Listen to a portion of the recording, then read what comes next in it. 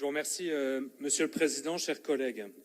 L'an passé, à peu près à la même époque, pour éviter finalement d'apporter une réponse à l'échelle de notre nouvelle région à la gratuité des manuels scolaires précédemment mis en place en Lorraine et en Champagne-Ardenne, vous avez lancé dans la précipitation et sans aucune concertation le dispositif lycée 4.0.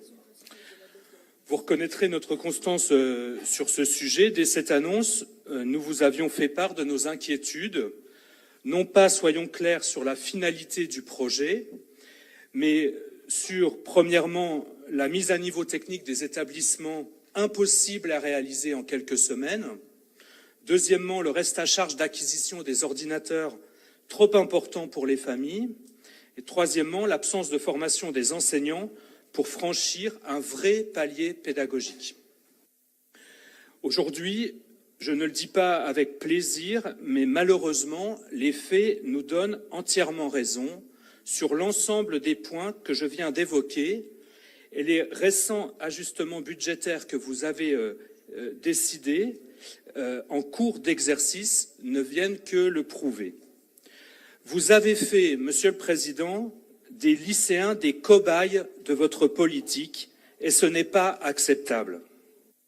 Et ne parlez pas, comme vous l'avez fait ce matin, d'expérimentation, puisque vous avez d'ores et déjà décidé d'étendre à 100 nouveaux établissements ce dispositif, sans avoir conduit la moindre évaluation auprès de ceux qui le subissent depuis septembre. Et ne dites pas le contraire. Aujourd'hui, toutes les organisations syndicales représentatives des chefs d'établissement et des enseignants, toutes les fédérations de parents d'élèves vous disent que cela ne marche pas. Je cite le secrétaire général académique du SNPDEN. Les difficultés de mise en œuvre ont été sous-estimées.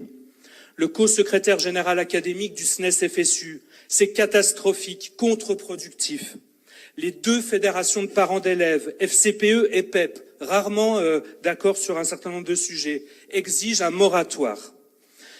Vous êtes aujourd'hui dans un déni assez désespérant. Encore faudrait-il, c'est vrai, que vous acceptiez le dialogue sur ce sujet.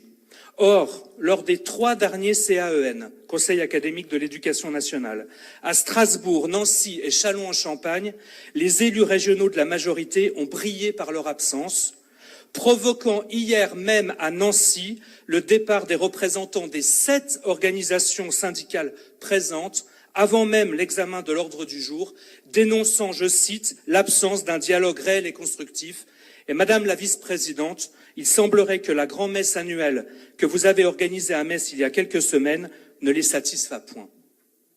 Je le dis gravement, nous ne parlons pas ici de la construction d'un rond-point ou de la rénovation d'un bourg-centre. Il faut conclure, nous parlons d'éducation de nos lycéens et de leur réussite. Pour conclure, Monsieur le Président, je veux saluer les enseignants qui, depuis 4 mois, déploient une grande énergie pour pallier à vos insuffisances, parce qu'ils ont le souci de la réussite de leurs élèves. Alors, ma dernière phrase, nous vous en conjurons, ouvrez les yeux, entendez les voix de ceux qui vous alertent, mettez de côté un orgueil malvenu, décidez un moratoire sans tarder. Je vous remercie.